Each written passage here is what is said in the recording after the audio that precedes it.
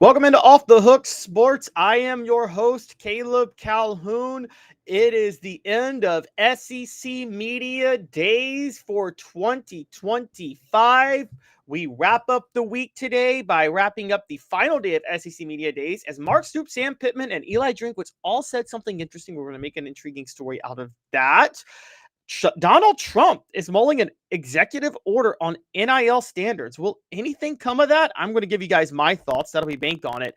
And we have the NCAA moving to dismiss the Jeremy Pruitt lawsuit. This will be a shortened show again today as we wrap up a big work week with SEC Media Days, trying to get interviews and everything like that. We'll shorten the show today for that, and then we'll be off next week, and then we'll be back the week after to get ready for the preseason. So it's kind of the doldrums of summer once again after a nice little spike for SEC Media Days. But hit that like and subscribe button, ring the bell, turn your notifications on, tell a friend. Remember, the show is represented by Banks & Jones, Tennessee's trial attorney, banksandjones.com. Play to win, why settle, Banks & Jones, led by T. Scott Jones. And we are live from the Ted Russell Ford Lincoln studio. Ted Russell Ford is your home for the finest vehicles in Knoxville, new and used, East Tennessee's largest Ford and Lincoln volume dealer. Again, shortened show due to the wrap-up of SEC Media Days, but still a good bit to get to. And we begin with today's tough question, and it involves Tennessee. Amidst all the coverage of SEC Media Days happening, a big story broke, interestingly enough, Thursday night that makes things in the Jeremy Pruitt lawsuit against Tennessee much more interesting. According to documents obtained by CBS Sports, Jeremy Pruitt, in his $100 million lawsuit against the NCAA, on Thursday subpoenaed Philip Fulmer, the University of Tennessee, and others to testify in October. This lawsuit is in Alabama, by the way. DeKalb County, Alabama, to be specific.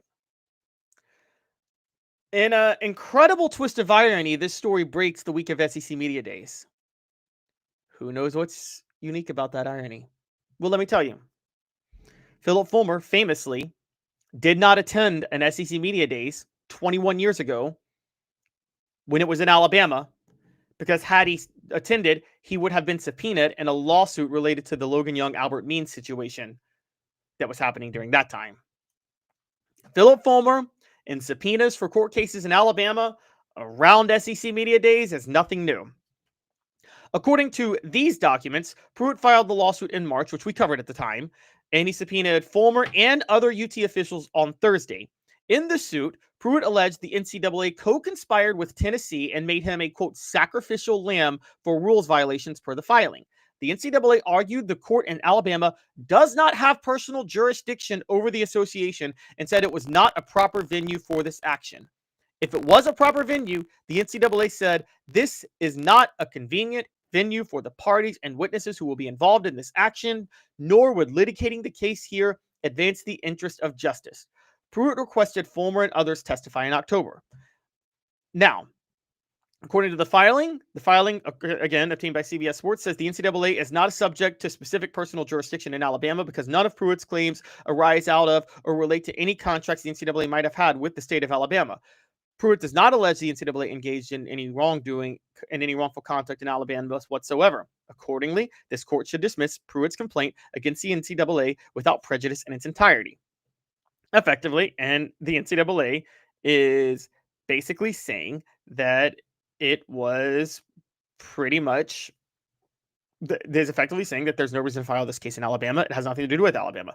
There's a lot of truth to that. I mean, I'm sure Pruitt signed a couple of guys Alabama during that time. I can't think exactly, but this was what Fulmer was doing this was based on what Jeremy Pruitt was doing as head coach at Tennessee, and the NCAA is headquartered in Indianapolis. And many of the players involved were not from Alabama, if any. I don't know if any were. So today's tough question is this. Will the NCAA get this lawsuit dismissed? And that is brought to you by Banks & Jones, Tennessee's trial attorney, banksandjones.com, led by T. Scott Jones.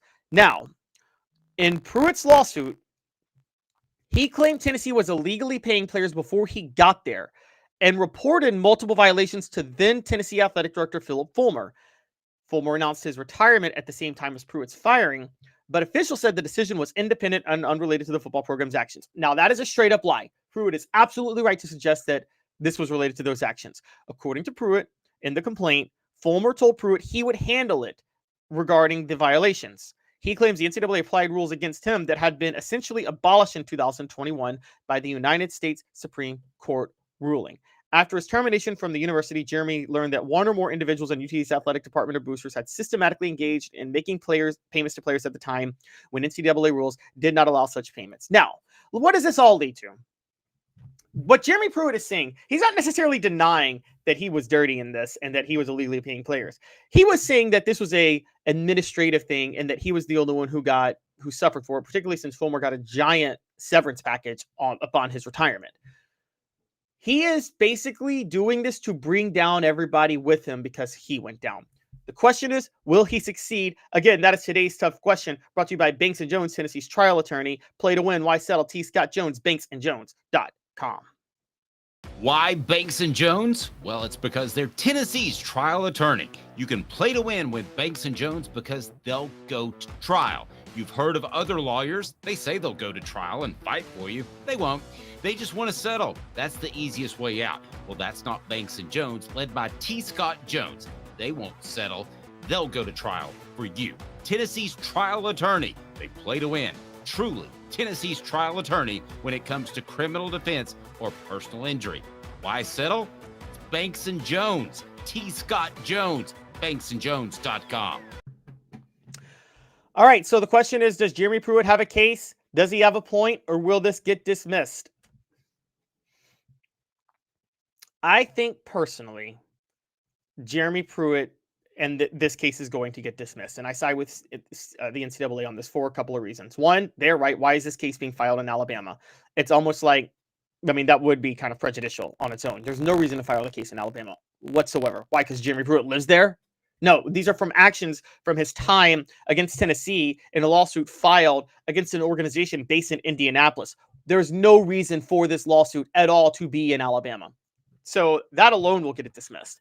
I also think what will get it dismissed is, again, Tennessee used their own discretion to decide to give Philip Fulmer a severance package and fire Jeremy Pruitt for cause. Now, we can criticize that. We can criticize Pruitt's show cause. We can talk about all of those things. But you can't sue what Pruitt is saying, if you really boil it down, is that Tennessee is scapegoating him and making him the sacrificial lamb when other administrators around Tennessee, including Philip Fulmer, were doing the same thing. Well, if that's the case, your lawsuit is with Tennessee, not the NCAA. The NCAA is just coming in and looking at what you were doing and what rules you were violating, and they gave you the show cause. I don't really think his lawsuit would work against the NCAA. Now, it could potentially work against Tennessee because Philip Fulmer got a severance package to step down. That's where I think I would go. I might go at Tennessee, but that's the problem. He's not going at Tennessee, which leads me to believe this isn't entirely true. Do I think Fulmer's hands are dirty? At the very least, Fulmer was looking the other way and allowing Jeremy Pruitt to do what Jeremy Pruitt was doing. And I do think Philip Fulmer getting a severance package was a really, really, really dirty trick. I'm going to be honest. At the same time, though, and we have to insist this, we have to make this clear. I mean, Jeremy Pruitt did acknowledge in his testimony to the NCAA that he was involved in paying players. He said it was about some social justice stuff at the time. He said it was at the height of the social justice issues of 2020, and he felt it was important to pay players because of what some kids and their parents were struggling to do. I forget the player exactly he was dealing with that. But Jeremy Pruitt has never denied that he was directly involved in paying players. All he's saying here is that it's unfair that Philip Fulmer got it. Here's what he's really saying. Here's what this boils down to. Jeremy Pruitt is saying it's unfair that Philip Fulmer got a severance package and he got fired for cause. Well, your lawsuit's not with the NCAA over that. Okay? Sorry, it's not. I mean, do you want the NCAA to institute a show cause to Fulmer? He's not coming back to coaching.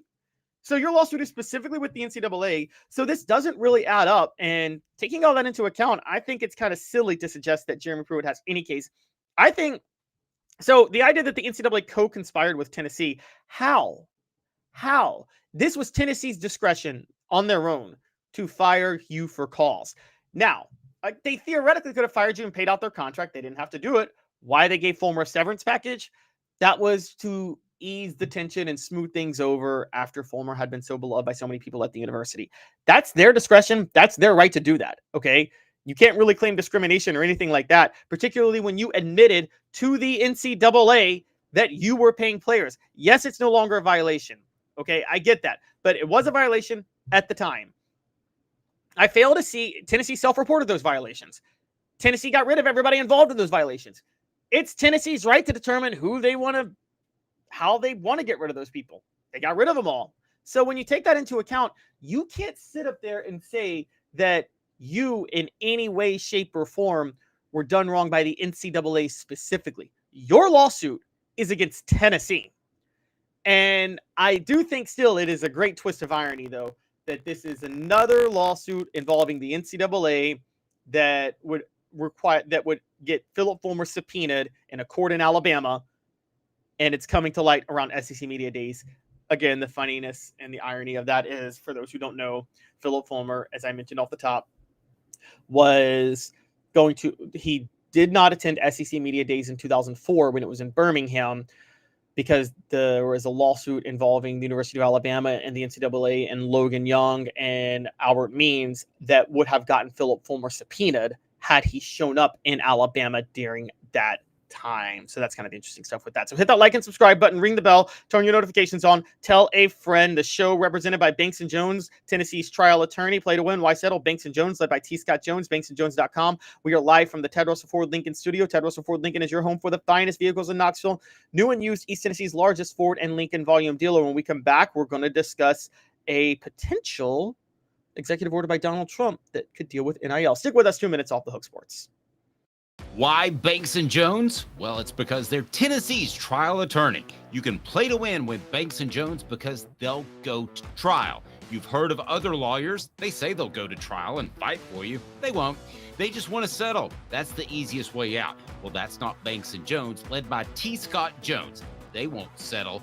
They'll go to trial for you. Tennessee's trial attorney. They play to win. Truly Tennessee's trial attorney when it comes to criminal defense or personal injury. Why settle? It's Banks & Jones. T. Scott Jones. banksandjones.com. Hello, ma'am. Here to look at that plumbing problem? Oh boy. Yep, you're gonna need a whole new sink. If this toilet is no good, you're gonna need a new one ASAP. You are not gonna believe this. You're all out of milk. Have you heard about our service plan? I need to call Scott's. Scott's Plumbing, your trusted neighborhood plumber since 1977. Community banking is about location and much more. It's about family. We reside in your community. We are a part of your community. At Commercial Bank, our commitment extends beyond the walls of our branches. It's displayed each day in the opportunities we provide, the money we give back, and the time we commit, all to help improve the lives of the people, families, and businesses that make our communities great. Commercial Bank, life made better. Hi, Mike Davis here with City Heating and Air, reminding you to always dare to compare. Our team provides quality local heating and air service, installation, and maintenance across East Tennessee.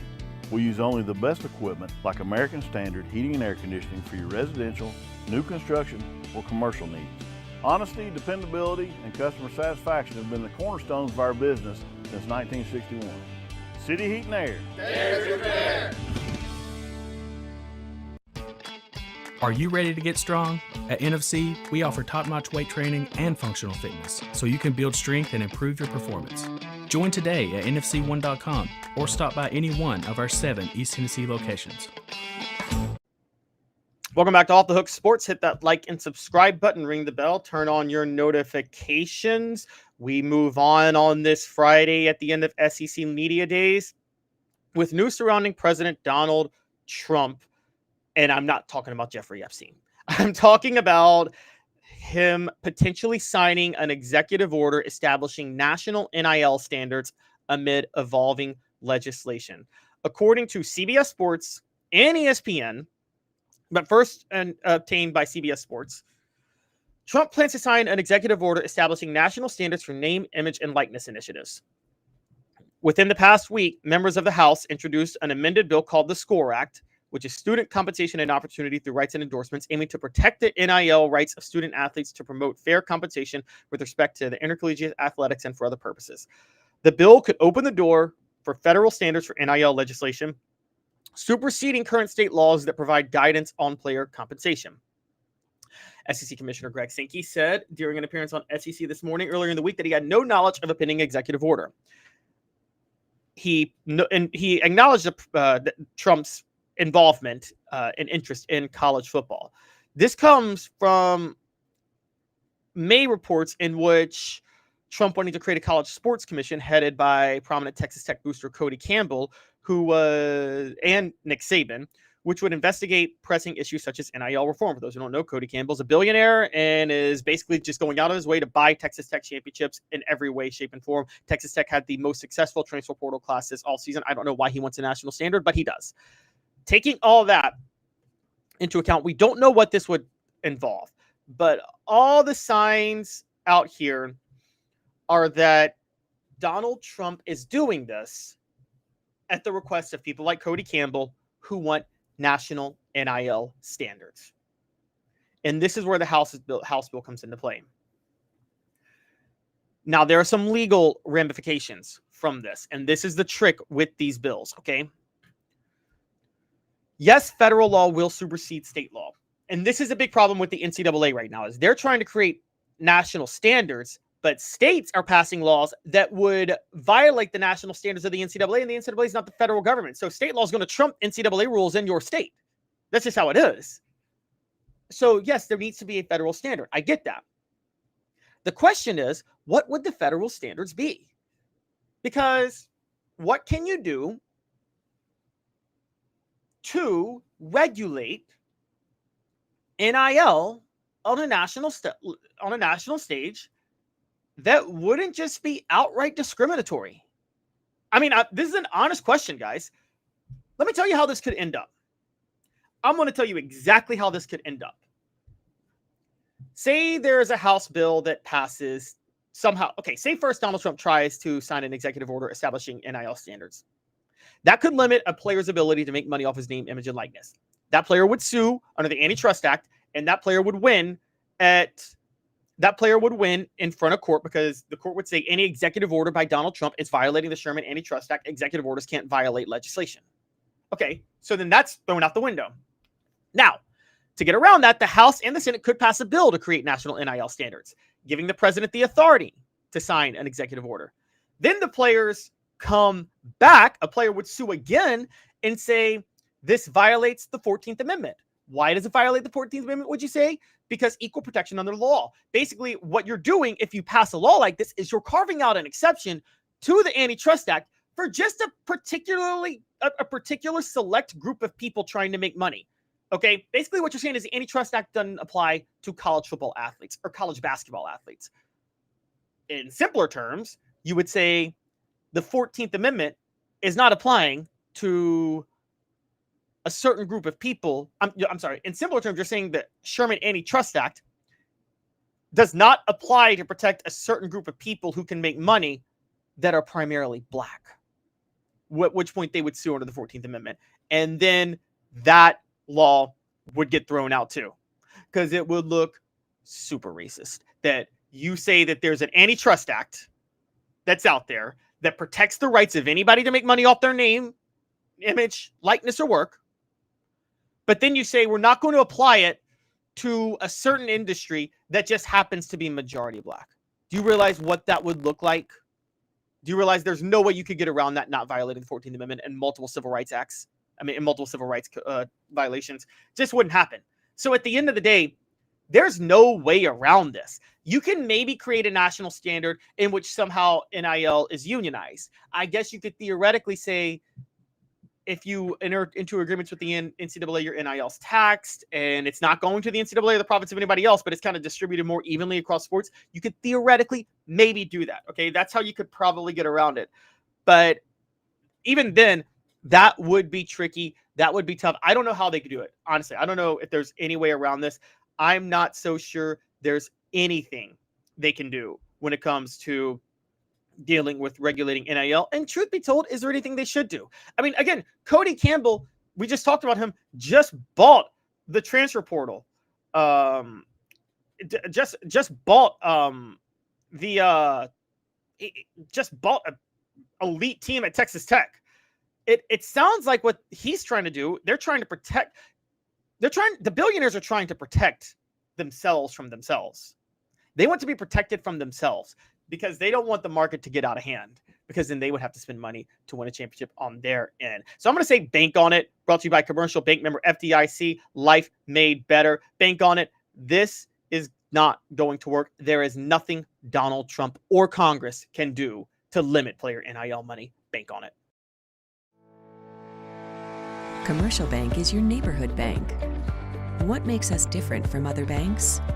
We understand that every customer has unique opportunities, challenges, and financial concerns. We don't expect you to fit into the same box as the next person or business. Whether it's purchasing a home, saving for your child's future, or planning for your next vacation, we're with you every step of the way to navigate life's big decisions. Commercial Bank. Life made better.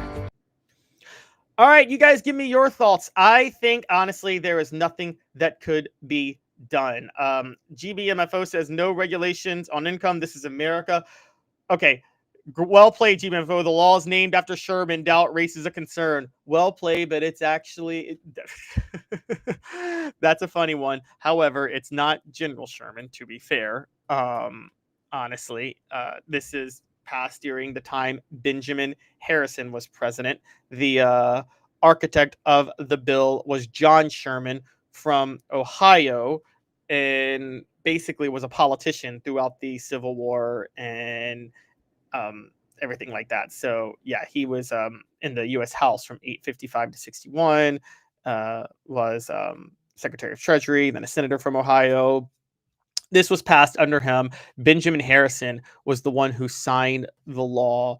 And ironically, it was, I think, the same year he signed the Free Silver Act, which increased silver into the economy, which then created the Panic of 1893, which then led to Grover Cleveland being reelected. Grover Cleveland pulls the U.S. off the silver standard, plunges the panic even to a worse depression. Long story. I don't want to get into that. Long story short, though, the Sherman Antitrust Act, yeah, that was a big, big law at the time to protect the rights of workers, as you kind of saw the populist movement gaining steam in the late 80s, early 90s of the 1800s. There is no way you can do anything with that. Okay, now General Ursus says the government needs to stay out of it. This is why we need a super league with the uniform salary cap. I hate the NFL, but they do have their house in order. But see, General Ursus, what you're missing with that, you're right, but you're talking about directly paying players. This is NIL. Even in the NFL, they can't regulate what players make off endorsements or their name, image, and likeness. That salary cap has nothing to do with that. If Patrick Mahomes, yes, the salary cap limits what he can get paid overall as a salary from the Chiefs. But if he wants to go make $1 billion in an endorsement deal with a company, there's nothing the NFL can do to stop it, nor should they be able to. So, GBMFO adds a decent point. I don't want to partner with the Big Ten in any way, shape, or form. Raid the ACC, invite Notre Dame, and break away. GBMFO, you might have to partner with the Big Ten. But the point is, the root of this is, at the end of the day, as long as money is transferring across college sports, there is nothing you can do to limit the ability for players to make money off their name, image, and likeness. It's already considered by many. The reason this house settlement happened was that's about allowing the schools to pay players directly. Okay, that makes a little more sense. That's another antitrust violation, but it's one you can regulate because it's an employment thing where schools determine how much they can pay players. That's not what's happening with NIL. NIL is making money from boosters who are advertising with you, completely independent of the school, using you as endorsement deals, things like that. The reason a lot of billionaires want this limited is because they want to be able to buy championships for their team, but they don't want to have to spend too much money because another school might be spending even more. This is a way for billionaires to protect themselves from themselves, okay? Because they are upset that other billionaires might spend more money than them to buy a championship team, and they don't want to have to do that. That's what this all comes down to. And there's really nothing you can do about it. Okay. And I'm sorry, there's no executive order Donald Trump can sign. He can talk all day about it. He will not at all be able to get an executive order signed that would create any national standard on NIL. There's other ways you could try to maybe create a college sports national standard, but their overall sentiment is that you just simply can't do anything as it pertains to NIL from the government unless you repeal the Sherman Antitrust Act. And you're not going to repeal the Sherman Antitrust Act. That's not going to happen. That law has been in place for 135 years now. And it has it's one of the most consequential laws in American history. So when you take that into account, yep, I'm sorry. But at the end of the day, this is staying in place. Players will be able to make money off their name, image, and likeness without any limitations up until perpetuity. Hit that like and subscribe button, ring the bell, turn your notifications on. Again, we are brought to you by Banks & Jones, Tennessee's trial attorney. BanksandJones.com, play to win, why settle? T. Scott Jones, BanksandJones.com, live from the Ted Russell Ford Lincoln studio. Ted Russell Ford Lincoln is your home for the finest vehicles in Knoxville. New and used, East Tennessee's largest Ford and Lincoln volume dealer. When we come back, we're going to play a little hot or cold, talk about what some other people said at SEC Media Days on Thursday. Stick with us, 2 minutes off the hook sports. It's a new year, a new day, and Ted Russell Lincoln has an exciting new offer to share. Right now, get a 2024 Lincoln Navigator with 0% APR for 72 months and up to $4,000 in bonus cash. Or drive away in a new 2024 Lincoln Corsair Grand Touring with 0% APR for 60 months and up to $4,500 in bonus cash. It's time to get excited about the ride. Come and see what a luxury car experience truly is at Ted Russell Lincoln Knoxville. Hello, ma'am. I'm here to look at that plumbing problem. Oh boy. Yep, you're gonna need a whole new sink. If this toilet is no good, you're gonna need a new one ASAP. You are not gonna believe this. You're all out of milk. Have you heard about our service plan? I need to call Scott's. Scott's Plumbing, your trusted neighborhood plumber since 1977. Having been in the jewelry industry for a long time in the Knoxville community, I saw a need for a jeweler, a real jeweler. Our ability to do these designs has really been based on the customers bringing new things in and challenging us as a store. Our goal is not to tell anybody what they want. Our goal is to listen to what they want and then help them get there. Schedule your consultation today to get your special someone the perfect custom gift just in time for the holidays. Sports Treasures in North Knoxville is one of the South's largest sports cards and memorabilia dealers, featuring over 10 million sports cards from vintage to modern. Sports Treasures carries a full line of hobby boxes, singles, autographed memorabilia, Tennessee Vol collectibles, fan cave decorations, and so much more. See a museum full of collectibles at Sports Treasures, 4819 North Broadway in Fountain City, and Sports Treasures on Facebook. Sports Treasures, where the real sports fan goes to shop. Welcome back to Off the Hook Sports. Please hit that like and subscribe button, ring the bell, turn on your notifications. It is time to play a little hot or cold. Texas A&M, Missouri, Kentucky, and Arkansas took the podium at SEC Media Days on the final day of the event. 3 of those coaches that took the stage made news, 2 of them Tennessee plays. We're going to play hot or cold on all 3 of them and some things they said, 2 of them regarding the hot seat and 1 of them regarding the playoff, and I'm going to give you my thoughts on each of them. First, we start with Sam Pittman and the Arkansas Razorbacks. Pittman was asked about being on the hot seat. He said, and I quote, "This isn't my first year on it. It's been 6. It's just the media's been a little rougher on me the last few, which is fine. They're doing their job. But when you have a good team and a good coaching staff, you don't feel the pressure as much as if you're going, oh, we're going to go out there and get slaughtered, and I got nobody to coach them. That's not the case at all. I've got a really good coaching staff. We're fortunate that all coordinators came back this year." Okay. This is one of the annoying things coaches do. They act like we make up narratives out of nowhere. Okay.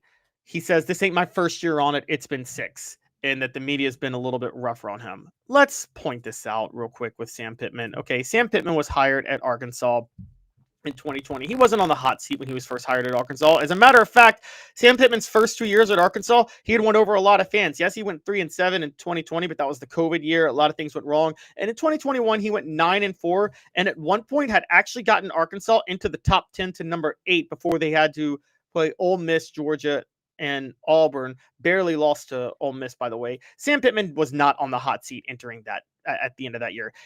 The question started to arise in 2022 after starting the year number 20, getting into the top 10, and then they lost 6 of their final 10 games, including 3 in a row. And one of those losses was to Liberty, which they lost 21-19. Yeah, at that point, there were some questions about Sam Pittman for that because he was a disappointment that year. That team should have, at the very least, beaten Texas A&M. They should have beaten Liberty, and they could have beaten, and they should have beaten Missouri. They should have won those 3 games. He should have had 10 wins that year. So yes, it made it seem like 9-4 was the absolute ceiling for Arkansas under Sam Pittman. A year later, they fell to 4-8. I failed to see how, I mean, again, that was when he got put on the hot seat, was when they went to 4-8. Now, yes, he did have a rebound this past year going 7-6. He was left for dead, honestly, after a loss to Texas A&M, and they were 3-2. But an upset over Tennessee changed everything. It was just enough to keep them to 6-6 and winning a bowl game to finish 7-6. But I don't like the gaslighting, number 10. Like, oh, we've been talking about the hot seat out of nowhere. We started talking about the hot seat with Sam Pittman after that 4-8, after that 7-6 season in 2022 when they started in the top 20 and got as high as the top 10. And then it went into overdrive after he went 4-8. It's not unreasonable, okay? And particularly when Arkansas hires a head coach as its offensive coordinator that used to coach at Arkansas back in the day in Bobby Petrino when they were the last at their most successful. So I'm so cold on coaches like Sam Pittman doing that. I'm sorry. That's ridiculous. You're implying that we're out here creating a narrative. You're on the hot seat because of what you've done the last 2 years, and we didn't make it up out of thin air as you're implying. Now, moving on. Mark Stoops talked about him potentially being on the hot seat now because Kentucky the bottom fell out under them last year. They went 4-8 too. And it was kind of revealing because it gave off the idea, despite with Bush Hampton as offensive coordinator, that probably Kentucky, without the divisions, wouldn't be able to just beat up on the bottom feeders of the SEC East anymore. Remember, that's how they got to bowls to, I believe it was 8 straight bowls from 2016 to 2023, was during that time period, the SEC East, even when Georgia was at its peak, always had 3 bad teams at any given time that could get Kentucky to 3 wins. So actually 4. I would say typically, usually the East always had 4 bad teams Kentucky would beat up on. They could, if it only had 3, they could then go steal 3 non-conference wins. They always had a path to 6 wins. That's not the same anymore without the divisions in the SEC. But Stoops embraced it right. He says, quote, "I kind of enjoy it. It is what it is. You know what I mean? Bring the youngstown out of me, right? Put me in a corner. Let me fight my way out. I feel an obligation to this great university that's been so loyal and so good to me and our fan base. That's what I care about." That is how you handle being on the hot seat. You don't pretend it's not there, but you put it on you. You credit the university. Stoops said everything right. I got a lot of respect for Mark Stoops for how he handled that. I think Mark Stoops, again, is going to be, let's just say, I don't know if he's going to have a rebound this year because they can't beat up on teams, but let's just look at the schedule. Toledo, Eastern Michigan, and Tennessee Tech are all wins. The problem with them is their 3 most likely SEC wins, South Carolina, Auburn, and Vanderbilt, are all on the road. That's going to be difficult to get to 6 wins because at home, their home schedule is brutal, man. They got Tennessee, Texas, Florida, and Ole Miss. They'd have to maybe upset Florida and Ole Miss are the 2 best paths to getting to 6 wins and then somehow stealing a road win. At the same time, I respect what Mark Stoops says. It seems like he's not backing down from the challenge. Also, Mark Stoops knows he's finessing Kentucky right now. He's getting paid a lot of money as a football coach for averaging 7 wins in a year, 6 wins in a year. And he's doing it at a school that would much rather spend that money on basketball. Hot or Cold brought to you by City Heating and Air Conditioning. City Heat and Air, 50 years in East Tennessee. Integrity matters. When we come back from after a quick message from them, we're going to talk about what Eli Trinkwitz said. Hi, Mike Davis here with City Heating and Air, reminding you to always dare to compare. Our team provides quality local heating and air service, installation, and maintenance across East Tennessee. We use only the best equipment like American Standard heating and air conditioning for your residential, new construction, or commercial needs. Honesty, dependability, and customer satisfaction have been the cornerstones of our business since 1961. City Heat and Air. Dare to compare. Eli Drinkwitz at Missouri, who we all like to dunk on, even though Tennessee doesn't play Missouri regularly anymore. Eli Drinkwitz at Missouri said the stupidest comment of the day. He proposed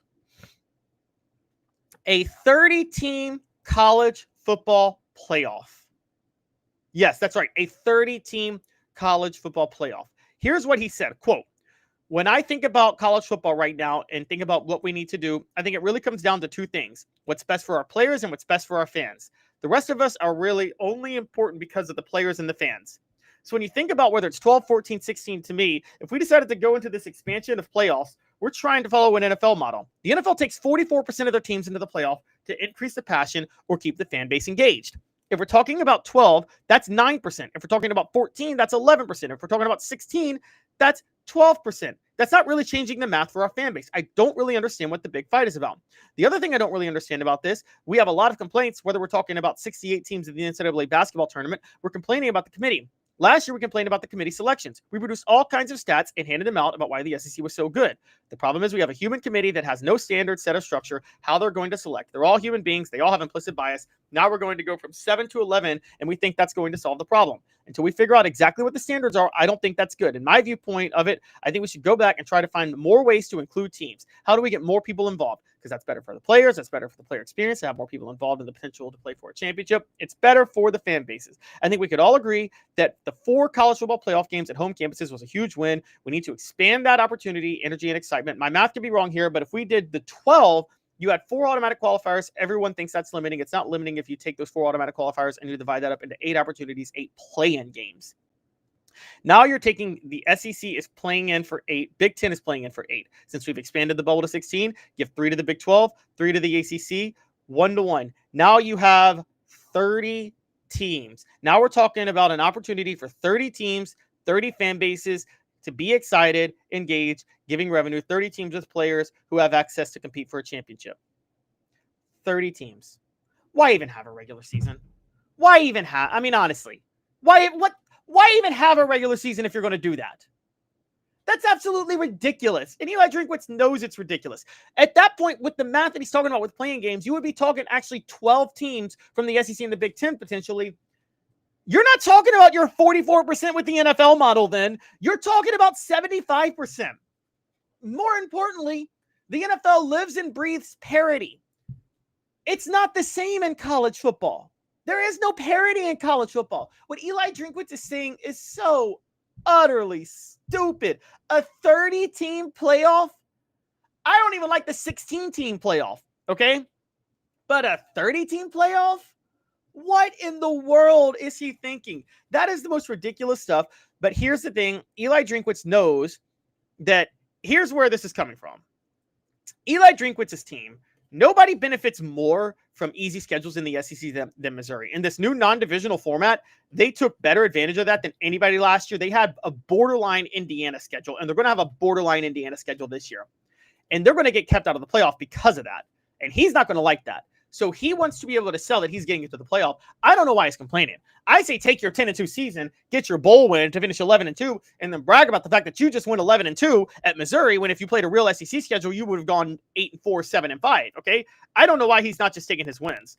But he wants to be able to sell a playoff. There's probably some financial incentives for that. So I get it. That's where he's going. But this is absolutely ridiculous what he's suggesting. So no, I think it's insane. I'm massively cold on that. I think what Eli Drinkwitz said is ridiculous. I'm massively cold on that stupidity. And with that in mind, Eli Drinkwitz had the dumb comment of the day, although Sam Pittman didn't have the best one. I was just hot on what Mark Stoops said.